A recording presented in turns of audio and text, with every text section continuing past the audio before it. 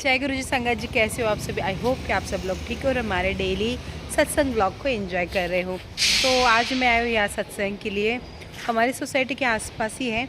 तो चलो अभी चलते हैं और दिखाती हूँ वहाँ पे कैसा हो गुरु जी का दरबार, गुरु जी का चोला और कैसे होगी वहाँ पे गुरुजी की वेलकमिंग। तो चलते हैं, दिखाते हैं वीडियो में आगे। और वहाँ पे क्या क्या सबसे इम्पोर्टेंट सत्संग जाते हैं तो होते हैं सत्संग। तो क्या हमें मिलते हैं सत्संग सुनने के लिए और किस किस को क्या क्या सत्संग से जवाब मिलेगा वो हमें वहाँ जाके पता लगने वाला है। तो चलो चलते हैं, दिखाते हैं वीडियो में आगे कैसा रहेगा गुरुजी का सत्संग। जय गुरु जी, शुक्राना गुरु जी।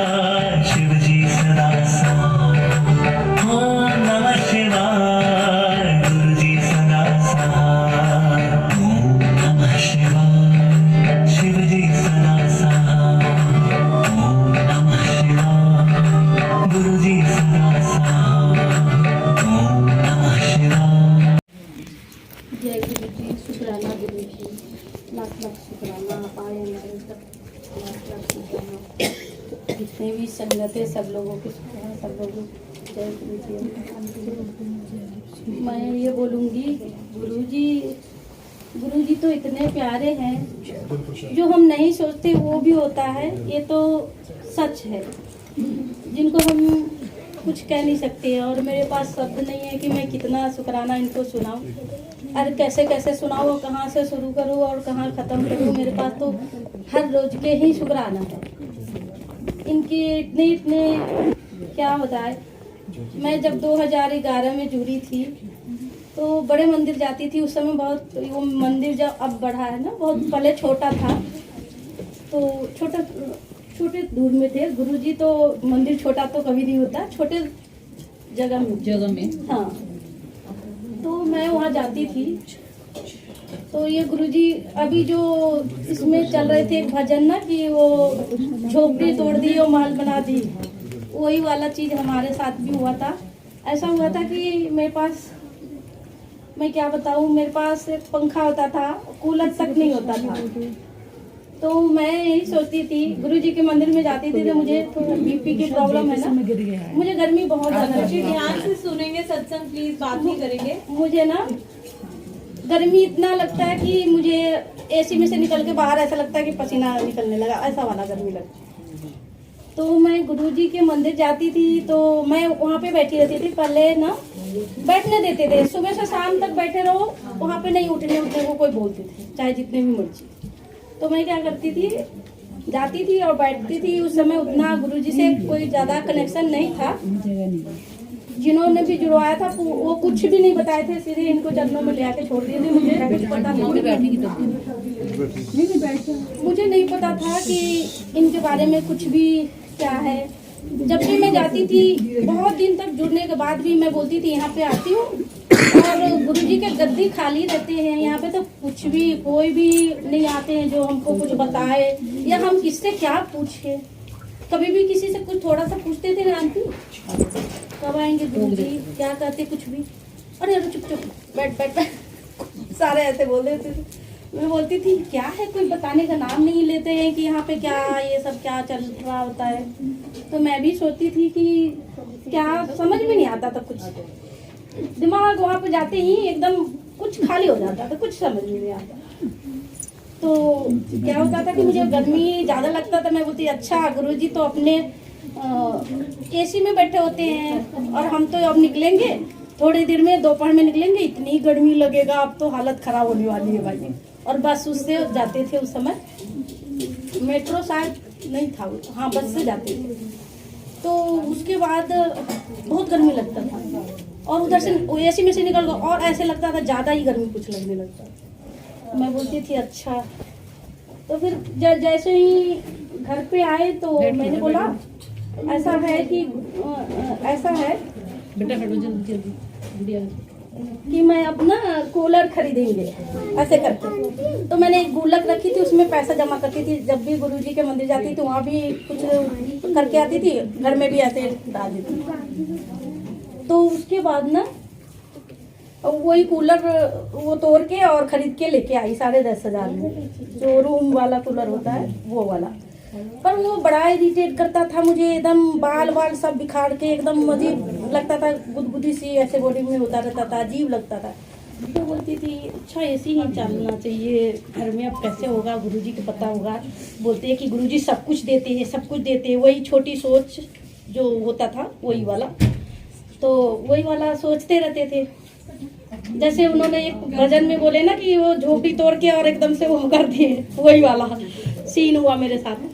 तो मैं जो पैसा, मैं ब्यूटिशियन हूँ, तो मैं जो कमा के रखती थी वो उसमें गुरुजी को भी वहाँ पे दान करके जो भी होता था यहाँ पे भी करती थी, घर पे भी। तो ऐसा ही होता रहता था। तो उसके बाद जैसे कूलर आ गया, तो कूलर तो आ गया, कूलर बड़ा परेशान करते थे। फिर मंदिर जाती थी, मैं बोलती थी गुरुजी कोई बात नहीं, चलो कोई नहीं, कूलर तो आया, मैं बोलती थी वहाँ पे जाके।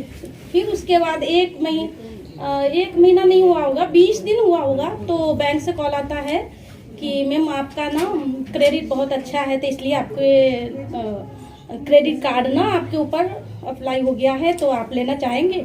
मैं बोली हाँ, क्या होता है वो सब, उतना पता नहीं था। तो बोले कि उससे ना आप पेमेंट करके कुछ भी ले सकते हैं, कुछ भी कर सकते हैं, ऐसे उसने बोला। मैंने बोली ठीक है ले लेंगे हम। उन्होंने बोला ठीक है 24 घंटे में आपके पास चले जाएंगे, ऐसे ही बोला उसने। 24 घंटे में मेरे पास आ गए। तो मैं बोली अभी इसको क्या करना है, फिर किसी से पूछे, ये तो जितना भी पिन उन बता दिए बना के वो, फिर बोलते हैं। फिर उसके बाद वो बोला कि आप ना वो बैंक गए, तो बोले आपने क्रेडिट कार्ड लिया, उस पर कुछ आप खरीद नहीं रहे हो, कुछ आप लो जिससे कि आपके क्रेडिट अच्छा बने, ये वो ऐसे। मैं बोली क्या ले सकती हूँ, तो बिजली के कुछ भी चीज़ आप ले सकते हो, जो आपको घर में नहीं है वो चीज़ आप ले सकते हो आप। तो मैं बोली बिजली की चीज़ क्या ले सकते हैं, तो मैं बोली चलो ठीक है देखते हैं। फिर ख्याल में आता वही कूलर से इरिटेट हो के, तो मैं बोली चलो ठीक है बिजली के क्या करते, एसी लेते हैं। तो फिर जैसे ही वो फ़ोन किए, जो बैंक में गए और पूछे, बोला हाँ 5 मिनट में हो जाएगा। बोले 5 मिनट में हो जाएगा, बोला हाँ आप घर पहुँचिए, आपके घर पे एसी पहुँच जाएगा। तो उसने फाइनेंसर भेज दिया, उसको पता नहीं क्या क्या करके और बुला लिया, और वो आया क्या क्या कर दिया, और शाम तक आके और वो सारा सेट साट कर दिया। तो मैं बोलती हूँ सचमुच हम लोग छोटे छोटे कुछ ये चीज़ मांगते रहते हैं। तो ये चीज़ें ना सही में हम बहुत गलती करते हैं कि जो नहीं हमें जो चाहिए तो वो हम कुछ भी जाके उनसे मांगने लगते, तो हम उनसे मांगे नहीं, इनके मानने से सब कुछ मिलता है। जो नहीं चाहिए आपको, उनको पता है क्या चाहिए क्या नहीं चाहिए, वो खुद देते हैं। तो उस समय वो डॉक्टर ने बोले कि हाँ आपको ना बीपी है और आपको दवाई लेने पड़ेंगे। मुझे एम्स में इलाज भी चल रहा था, तो बोले कि आपको अपना बीपी का दवाई लेना पड़ेगा, नहीं तो कभी भी आपके साथ हादसा हो सकता है, इसलिए आपको इतना गर्मी लगता है। मैं बोली ठीक है। फिर उसके बाद तो वो नहीं लोटा ब्लेस करवाते, ये सब एक आंटी से पता लगा मुझे वहाँ पे। तो मैं बोली मैं नहीं लेके जाऊँगी लोटा वहाँ पे, क्या पता कोई फिर से डांट देंगे, वहाँ ले जाऊँगी तो क्या करेंगे क्या नहीं करेंगे। कोई बात नहीं, गुरुजी के ही सामने रख देती हूँ, वहाँ पे भी तो लोग ऐसे ही रखते हैं, हम भी ऐसे ही करते हैं। तो वो लोटा एक लेके आए, हम यहीं पे रखे होंगे, वो उनके सामने ही रख दिए और उनके चरणों में ऐसे लगा देते थे, रोज रोज नहीं, कभी कभी पी लेते थे। मैं बोलती थी मेरे को इससे ना बीपी ऐसे ही आराम हो जाएगा, मुझे दवाई खाने के ना हो। अब इतनी छोटी मैं जब भी 25-22 साल की थी, मैं बोली इतनी छोटी उम्र से अगर बीपी की दवाई खाऊंगी तो क्या हाल होगा मेरा। तो मैं वही लोटा रख के, जल रख के, गुरुजी ये जल रख रहे हैं, आप अपनी प्रसाद बना देना और मैं पीऊंगी और मेरा बीपी ठीक कर देना। ऐसे ही मैं बोलती थी। डॉक्टर के पास जाती तो बोली दवाई स्टार्ट किया? हाँ स्टार्ट कर लिया डॉक्टर से। एम्स वाले बोलते थे अच्छा कितना 20 ही खाते हो ना, ठीक है 20 खाते रहना, छोड़ना मत। मैं बोली ठीक है डॉक्टर साहब ने, कोई नहीं। मैं नहीं खाती थी और आज तक थैंक्स गॉड को, मैं इनके गुरुजी को कि क्या बताऊँ मैंने किस रूप में वो किया है कि आज तक मैं कोई बीपी की दवाई नहीं लेती हूँ। 2011 से क्या, मुझे 2008 से ही मैं एम्स को इलाज चलाती थी। उसके बाद डॉक्टर ने बोल दिया किडनी भी खराब है आपको, 20% खराब है, जिसमें रिपेयर ये ठीक हो जाएगा, लेकिन आप ऐसा करो पहले दवाई खाओ। थायराइड वगैरह की गोली खाते थे ना, उसकी वजह से वो ऐसा परेशानी हुआ था। तो वो बोले कि ऐसा है कि आप बीपी वाला चलाओ और बाकी किडनी के देखते हैं और सारे टेस्ट करते रहती हैं। वो टेस्ट किए और मैं जब से जलमृत पीना स्टार्ट कर दी, मेरे किडनी के बारे में भी बोले डॉक्टर बहुत ठीक हो गया आपका, और दवाई आप जो खा रहे हो ना वो पक्का खाते रहो, पूरा जीवन खाना है आपको। और आज तक मैं नहीं खाती हूँ, मुझे नहीं पता कि अभी मेरे को कुछ नहीं हुआ है।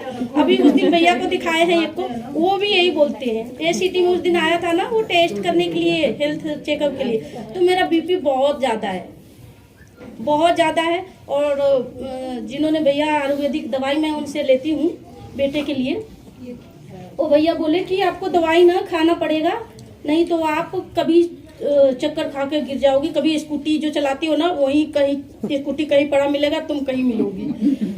तो पता नहीं है गुरुजी मेरे साथ कुछ भी, मैं कोई दवाई नहीं खाती हूँ, चाहे कुछ भी करे। भैया भी एक टोकरी वो कुछ दवाई दे के गए हैं, वो भी मर्जी होता, किसी किसी समय खा लेती हूँ, थोड़ा सा मन में होता है ना सक तो खा लेती हूँ, और नहीं तो नहीं खाती हूँ। मेरे को अभी तक दवाई नहीं खा रही बीपी को, और मेरा सब ठीक है।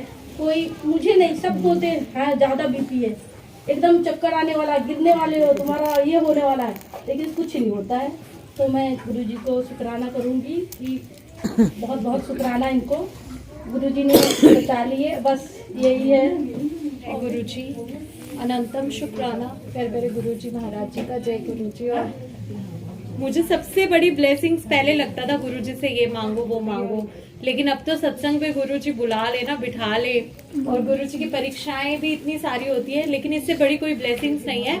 और गुरुजी अंग संगे प्रूव कर देते। अभी मैं 2 दिन के लिए गई थी, मतलब फैमिली मैरिज थी, तो हर चीज में हम ना गुरुजी को ढूंढते हैं। तो हमें फ्लैट मिला वहां पर होटल में, तो उसका टोटल 7, और मैं इतनी खुश, मतलब गुरुजी की अमेजिंग। जिस टेबल पे हम डिनर कर रहे थे उसका नंबर 27, 2/7, ये मेरी फेवरेट डेट है। और मतलब ना हर जगह गुरुजी अपनी प्रेजेंस फील कराते हैं कि वो अंग संग है, और गुरुजी के जैसा ना मतलब कोई नहीं है। मतलब बहुत सारी चीजें सब सुनते हैं। एक आंटी अभी मेरे से पूछ रही थी, सत्संग में बैठे हुए, पता नहीं वो शायद चले गए बीच में, कह रहे थे कि ना आंटी मैंने ना गाड़ी बाहर लगा दी है, तो मीन्स ना कोई उठा के तो नहीं ले जाएगा। तो मेरे को उस टाइम पे सत्संग शेयर आ रहा था, मतलब करने का मन था, मैंने कहा मैं बाद में करूंगी। ऐसे एक सत्संग है कि क्रेन वाले जैसे गाड़ी उठा के ले जाते हैं ना, तो एक अंकल जैसे जा रहे थे मार्केट में, तो उन्होंने गाड़ी ऐसे ही लगा दी, और उन्होंने ना गुरुजी को बोल दिया, गुरुजी मेरी गड्डी का ना ध्यान रखना। मतलब गुरुजी इतने प्यारे हैं, प्रैक्टिकली बताते कि मैं अंग संग हूँ, सबके ना साथ हूँ। तो क्या हुआ कि क्रेन वाले आए, सबकी गाड़ियां उठा के ले गए, उन अंकल की गाड़ी नहीं उठी। तो वो क्रेन वाले आए, जैसे अंकल वापस आए तो उन्होंने देखा बाकी गाड़ियां उठा के ले गए, मेरी वहीं की वहीं है। तो उन्होंने कहा ये गाड़ी आपकी है? कहते हैं हाँ जी।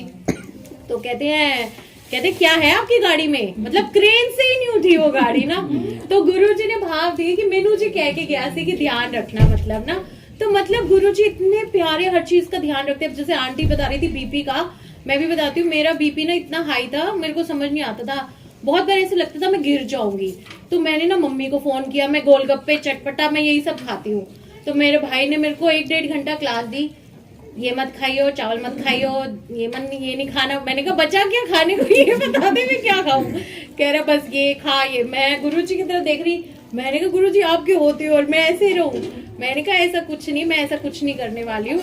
और मैंने मम्मी को साथ लेकर के गई, मैंने कहा चलो मम्मी गोलगप्पे खाते हैं। मम्मी कहती इसमें नमक नहीं खाते, तू पागल हो गई है। और मैंने कहा गुरुजी जो मना करते हैं ना वही खिला के ठीक करते हैं। तो मैंने कहा गुरुजी आप भी मेरे साथ चलो, हम गोलगप्पे खा के आते हैं। तो मैंने ऐसे ही बोला गुरुजी को, और मम्मी ने कहा भाई तू अपना चेक कर बीपी, और तेरे को चक्कर, मेरे को पता है सच में बहुत चक्कर आ रहे होते, इवन सेवा कर रही होती हूँ तो भी आते, लेकिन ये गिरने कहाँ देते हैं, ये अंग संग रहते, इतने प्यारे ना गुरुजी। इन्होंने कर्म तो हमारे कटवाने ही है मीन्स ना, और हम सब एक्चुअल में अपने कर्म ही कटवाने आए हैं। तो क्या हुआ, मेरे को नहीं मतलब मैंने मेडिसिन नहीं ली कोई भी ना, और मेरे को बोला था जो यहीं पर डॉक्टर है, मैं वहां पर गई, उसने मेरे को बोला आपको तो ना इतना ज्यादा है बीपी कि आपको एक गोली रोज खानी पड़ेगी और आपको स्ट्रोक भी आ सकता था। मैंने कहा अच्छा मतलब हम हर चीज को ना इतना गुरुजी ने निडर बना दिया, डर नहीं लगता, पता है कि गुरुजी बैठे और गुरुजी संभाल लेते हैं हर सिचुएशन में, कर्मास भी कटवाते हैं हमारे। तो मीन्स मैंने चेक किया, मेरा बीपी बिल्कुल नॉर्मल था और मैंने कोई गोली नहीं खाई, मैं सच में आज भी नहीं खाती हूँ। और ये बहुत बड़ा शुक्राना होता है गुरुजी महाराज जी का कि मीन्स ना गुरुजी हमें इतना प्रोटेक्शन देते हैं ना, अपना इतना प्रोटेक्शन देते हैं कि मेरे पास वर्ड नहीं है, हर चीज सिचुएशन संभालते हैं। अभी हमारा फैमिली फंक्शन था और शैरल की हालत इतनी ज्यादा खराब थी ना, इसको ठंड लग गई और बुरा हाल, और मेरे को तो फंक्शन पे जाना था। तो हम हर चीज में गुरुजी को देखते हैं कि आप बैठे तो हो तो एंजॉय करते तो हमें। तो गुरुजी से ही अरदास करी मैंने कि गुरुजी जाना है मीन्स ना चलना है। तो गुरुजी इतने प्यारे हैं, हमें ले जाते हैं, डांस भी करवाते हैं, एंजॉय भी करवाते हैं।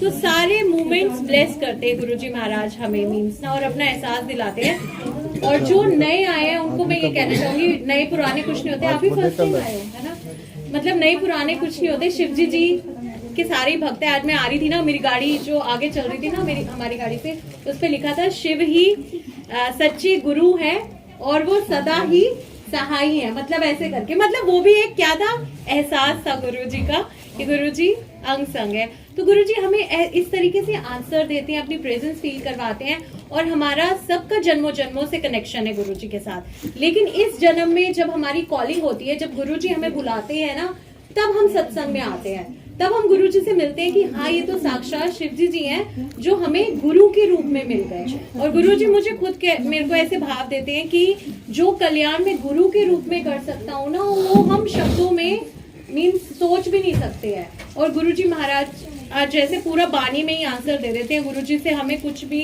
मेटेरियलिस्टिक चीजें तो मांगनी ही नहीं चाहिए, गुरुजी वैसे भी बहुत कुछ देते हैं, लेकिन मेरे को तो डर लगता है कि इतना ना दे कि बस दूर ना हो इनके चरणों से, क्योंकि बहुत ये सब चीजें जो है ना हमें नाम से दूर करती हैं, हमें सत्संग से दूर करती हैं। फिर हमारा मन करता है कि हम भाई ऐसे घूमे फिरें, तो वो चीजें मेरे को लगता है कि इतनी होनी चाहिए कि गुरुजी से हम कनेक्टेड रहें, गुरुजी को याद रखें हर जगह। और गुरुजी भी बता देते हैं कि मैं भी तुम्हारे अंग संग हूँ। और ये गुरुजी का बहुत प्यारा तरीका है कि खिला पिला के हमारे गुरुजी ब्लेस करते हैं, इतनी आसान कर दिया है। नहीं तो पहले के टाइम में ऋषि मुनि पता नहीं कितना तप जप उल्टे लटकना कितना कुछ करते थे तो भी नहीं मिलते थे, और हमें तो इतने इजीली मिल गए रब, मतलब इसके लिए शब्द ही नहीं है मतलब। और बस लंगर प्रसाद गुरुजी कहते हैं कि अपना पूरा खाएं। यहाँ पर अगर शुगर है तो गुरुजी शुगर खिलाकर ही ठीक करेंगे। गुरुजी कहते हैं मेरे को मान लो, मतलब अगर आप विश्वास आपका पक्का है। जैसे कई आंटीज मेरे पास आती हैं, हमारे ना प्रसाद में बाल ही बाल थे, मैं कहती हूँ जी आपका टेस्ट है, अगर तो आपने वहम किया नहीं खाया तो फेल हो गए, और अगर आपने बाल निकाल के सोचा कि अमृत है ये तो और खा लिया। ऐसी एक आंटी मेरे पास आई थी, बोल रही आप ना छोले मत दो संगत को, छोले बहुत खराब है। मैंने कहा वो आपके लिए खराब है क्योंकि आपका टेस्ट किया जा रहा है, अगर आज आप खा गए तो आपको पता नहीं गुरुजी महाराज क्या ठीक करने वाले हैं मीन्स ना।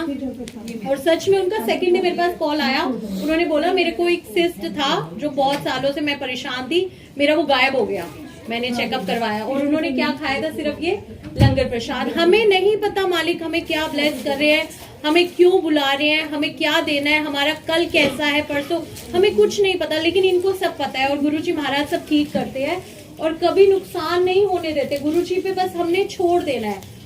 जैसे कई आंटीज होती हैं, मैं जैसे आंटी है, मतलब फोन अगर चोरी हो जाए वो भी गुरुजी ने भाग दिया कि 10 दे, तो गुरुजी ना हमारे जो नुकसान बड़ा बड़ा होने वाला होता है ना उसको छोटे में काटते हैं हमारे कर्मास। इसका एक और प्यारा रीजन मतलब एग्जाम्पल है मेरे साथ। मैं तो खुद बड़े मंदिर जा रही थी एक आंटी के साथ, हम रिक्शे में थे और स्नैचर्स है बाइक पर और उन आंटी का बैग स्नैच कर लिया, मतलब ना। और वो इतनी एजेड आंटी, मैं तो ये शुक्र किया कि वो गिरी नहीं रिक्शे से ना, लेकिन वो बहुत बुरी तरीके से रिएक्ट करने लग गई। ऑब्वियसली एक तो वो अकेली रहती थी और उनका सारा कीज वगैरह सब उसमें था, और ऊपर से अगर आपका न्यू कनेक्शन होता है ना तो आपको लगता है कि हम तो भाई गुरुजी से लेने जा रहे थे और ये क्या हो गया। तो वही वो आंटी ने बोला कि ये क्या, मैं तो गुरुजी से मिलने और मांगने जा रही थी, मेरा तो जो था वो भी गया, मैं नहीं जा रही। तो मैंने उनको बोला आंटी ऐसे नहीं होता, ये दरबार है कर्म कटवाने का, आपको चीजें तभी मिलेंगी जब आपके कर्म कटेंगे। अगर आप सोचो कि आप आए और आपका काम हो जाए, नहीं, ऐसा नहीं होगा, आपको सब्र रखना पड़ेगा। और गुरुजी महाराज तो परीक्षाएं भी लेते हैं कि मेरा असली भक्त है भी कि नहीं, मेरे को छोड़ देता है, बहुत सारे टेस्ट लेते हैं गुरुजी। तो फिर क्या हुआ कि वो आंटी के पास गुरुजी इतने प्यारे हैं कि मतलब ना सब संभालते भी हैं, अपनी संगत को डोलने भी नहीं देते। तो मैं उनके साथ ही, मैं भी नहीं गई बड़े मंदिर को, कह रहे आप तो जाओ। मैंने कहा नहीं आंटी, मैं आपके पास ही रहूंगी, आपको भी पता नहीं है, मेरे साथ एक्सपीरियंसेस हो चुके हैं। तो मैंने कहा गुरुजी ने आपका ना कोई कर्म काटा है और वो आपका बैग नहीं लेके गए, वो आपके जो पुराने बैड कर्मास थे ना वो गुरुजी ने खिंचवाए हैं। आपको गुरुजी ने कुछ देना होगा तभी कुछ लिया है, अदरवाइज वो नुकसान नहीं होने देते। हमें नहीं पता उन्होंने कौन सा कष्ट टाला होगा, कौन सा संकट टाला होगा, तो हमें उनकी रजा में राजी रहना होता है। और गुरुजी से ज्यादा भला हमारा कोई सोच नहीं सकता दुनिया में। ये वो है जो हमारे असली माता पिता है, हमारी आत्मा के असली स्वामी है, तो इनसे ज्यादा प्यार तो हमें कोई भी नहीं कर सकता। तो उन आंटी को ऐसे बोला, तो मैं ना सत्संग ढूंढ रही थी, मैंने कहा बड़े मंदिर तो नहीं गई, कोई सत्संग मिल जाए मुझे आसपास, और मेरे को ना आसपास सत्संग मिल गया। अब मैं उन आंटी को बोलूं चलो, आंटी कह रही मैं नहीं जा रही, मैं नहीं जा रही। मैंने कहा अरे गुरुजी से नहीं नाराज होते, आप चलो। तो हम गए, आंटी ना गुस्से में ना पीछे जाके बैठ गई, कह रही मैं नहीं जा रही आगे। तो फिर ना सत्संग है, मैंने कहा चलो कोई नहीं, सत्संग में तो आगे अपने आप गुरुजी आगे आप खुद संभालेंगे। अब पीछे बैठी, फिर ना बीच में मेरे पास आई, कह रही सुना ना मेरे को पीछे बड़ी खुशबू आ रही है, बहुत खुशबू आ रही है। मैंने कहा आप तो आगे आए नहीं, गुरुजी पीछे चले गए। अब इतने प्यारे है गुरुजी। मैंने कहा आंटी फिर ना ऑटो पे ना कहीं मैं ही दूंगी पैसे। अब आंटी का तो बैग चोरी हो गया। मैं कहूँ आंटी मान जाओ, कुछ नहीं होता, मैं दे देती हूँ। नहीं मैं ही दूंगी और मेरे पास इतने ही है, इतने में आएगा। और रात को हो गए हम लेट। अब मैंने कहा गुरुजी आप ही भेजो कोई ऑटो, मैं क्या करूँ, आंटी तो मान ही नहीं रही। आप मानोगे नहीं, ऐसा जगमगाता ऑटो आया, लाइटों से भरा, पता नहीं वो आसमान से उतरा था। मैंने आज तक ऐसा ऑटो नहीं देखा।